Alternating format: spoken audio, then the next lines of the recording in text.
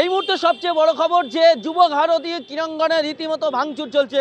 কারণ অনেক টাকা দিয়ে দামি টিকিট নিয়েও মেসিকে দেখতে পারিনি, আর এই জন্যই দর্শকরা রীতিমতো যুব ভারতীতে ভাঙচুর চালায়। হ্যাঁ, যারা অনেক টাকা দিয়ে দামি টিকিট নিয়ে ভিআইপি জোনে গেছিলেন সেখানেও কিন্তু তারা মেসিকে দেখতে পায়নি, কারণ মেসির আশেপাশে এত বেশি মানুষ ছিলেন, মেসিকে তারা দেখতে পায়নি। আর তার জন্য রীতিমতো যুব ভারতী ক্রীড়াঙ্গন রীতিমতো ভাঙচুর করে দর্শকরা। রীতিমতো আজকে গোটা বিশ্বের কাছে বাঙালির মাথা হেঁট হয়েছে। কলকাতায় মেসি আসলো কিন্তু না দেখতে পাওয়ায় রীতিমতো ভাঙচুর, আর এই ভাঙচুরের কারণে গোটা বাঙালির গর্ব যুব ভারতী রীতিমতো যেন মুছতে যাচ্ছে। হ্যাঁ, সেই ভিডিও আপনাদেরকে দেখাবো। এবং এই ঘটনায় রীতিমতো তৃণমূল কংগ্রেসের মুখপাত্র কুণাল ঘোষ তিনি কি বলেছেন, তার কি বক্তব্য শোনাবো আপনাদের। দেখুন, মেসিকে নিয়ে যুব ভারতী ক্রীড়াঙ্গনে যেটা হলো সেটা দুর্ভাগ্যজনক, লজ্জাজনক এবং অত্যন্ত কুরুচিকর। কিছু লোকের হ্যাংলামির জন্য এরকম একটা লজ্জাজনক পরিস্থিতি কলকাতার উপর হলো। কেন মেসি যখন মাঠে ঘুরছেন, এত মানুষ তারা কত শখ করে খেলার, তো মূল কথা ছিল না মেসিকে দেখতে যাচ্ছে, মেসি আসছেন, স্বপ্নের নায়ক, মেসিকে দেখতে যাচ্ছেন। তো মাঠের মধ্যে যখন মেসি ঘুরছেন তো বাকিরা মেসিকে একটু সামলে শুধু তার নিজস্ব দেহরক্ষী দিয়ে একটু ভিড় থেকে আগে মানুষের দিকে তাকিয়ে হাত নাড়তেন। তারা যারা এই এত দামি টিকিট কেটে দেখতে এসছেন তারা দু চোখ ভরে দেখতেন। তো সেটা করা গেল না। এত কিসের হ্যাংলামি? এই কয়েকজনের যে আধিক্যতা দেখছি, এটা কিসের? এটা মেসি দেখা না নিজেকে জাহির করা? এটা কি হ্যাংলামি হলো? ফলে দূরে যারা বসলেন, যারা গ্যালারিতে টাকা দিয়ে গেছেন, ওই ভিড়ের মধ্যে দেখতে পাচ্ছেন না। কোনো পরিকল্পনার মা বাবা নেই। এই আয়োজক এটা হচ্ছেটা কি? শুধু টাকা, শুধু ব্যবসা। আর যে ক্রীড়া প্রেমীরা এখানে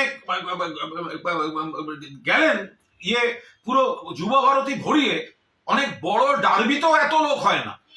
সে মানুষগুলো কিন্তু সকালে গেছে শুধুমাত্র মেসিকে দেখবে বলে। মনে রাখবেন 2011 খেলা হয়েছিল, মেসি খেলেছিল আর্জেন্টিনা ভেনেজুয়েলা। আমি আর আমার এক সহকর্মী তখন চ্যানেলের প্রসেনজিৎ বক্সি, আমরা কর্নার ফ্ল্যাগের পাশে বসে খেলা দেখছিলাম অ্যাস্ট্রোটার্ফের উপর। আমাদের 12 ফুটের মধ্যে মেসি দাঁড়িয়ে কর্নার নিলেন। গোটা যুব ভারত একটা সিস্টেমে চলেছিল। এটা কি? যারা মাঠের মধ্যে, একটা মানুষ গ্যালারিতে বসে সে কি দেখবে ওই ভিড়ের মধ্যে? কোনো পরিকল্পনা থাকবে না। মাননীয় মুখ্যমন্ত্রী পৌঁছবার আগেই মেসিকে বেরিয়ে যেতে হচ্ছে। জল ছুঁড়েছেন কিছু দর্শক, জল ছোড়াটা হয়তো অন্যায়, উচিত নয়, আলাদা। বাট তাদের ক্ষোভটা কি করে অস্বীকার করবো? যে মানুষটা এত দামি টিকিট কেটে সকালবেলা নীল সাদা জামা পরে মেসিকে দেখবেন বলে গেছেন, তিনি যদি দেখেন ওই দূরে ওই একটা জটলা শুধু ঘুরে বেড়াচ্ছে, এই হ্যাংলাগুলো কারা? এই আয়োজকটা কে? এরা শুধু ওই টাকা তুলে দামি করে নিজেদের টাকাটাকে সুরক্ষিত রেখে অন্য জায়গা থেকে স্টাফদের এনে ঘুরিয়ে দেয়া, ইয়ার্কি মারার জায়গা পায়নি। এদের বিরুদ্ধে ব্যবস্থা নেওয়া উচিত। আমি এই ক্রীড়া প্রেমী যারা সকালে যুব ভারতীতে মেসিকে দেখতে গিয়ে বঞ্চিত হয়েছেন, তাদের আবেগ এবং ক্ষোভকে পূর্ণ সমর্থন করছি। পুরো পশ্চিমবঙ্গ পলিটিক্সে ভরে গেছে।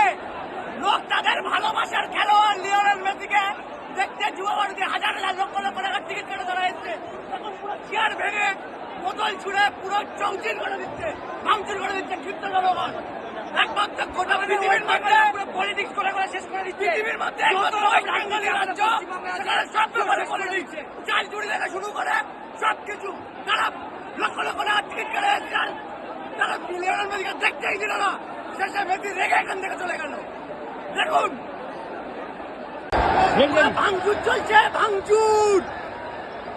ইতিহাসে এই প্রথমবার আন্তর্জাতিক খ্যাতিসম্পন্ন লেজেন্ডারি প্লেয়ার লিওনেল মেসি আজকে কলকাতার বুক থেকে অপমানিত হয়ে আজকে রেগে গিয়ে চলে গেলেন শুধুমাত্র বর্তমান সরকারের বাজে ম্যানেজমেন্টের কারণে। সমস্ত জায়গায় পলিটিক্স, সব জায়গায় পলিটিক্স, প্রত্যেকটা জায়গায় এরকম ম্যানেজমেন্ট হলে, এরকম সরকার হলে আজ আন্তর্জাতিক স্তরে পশ্চিমবঙ্গ রূপ চেহারাটা কেমন হবে আপনারাই বিচার করুন। দেখুন চেয়ার ভেঙে বোতল ছুড়ে ভাঙচুর চলছে, ভাঙচুর ভাঙচুর ভাঙচুর চলছে, যুব ভারতী স্টেডিয়াম ভাঙচুর চলছে। দেখুন চারিদিকে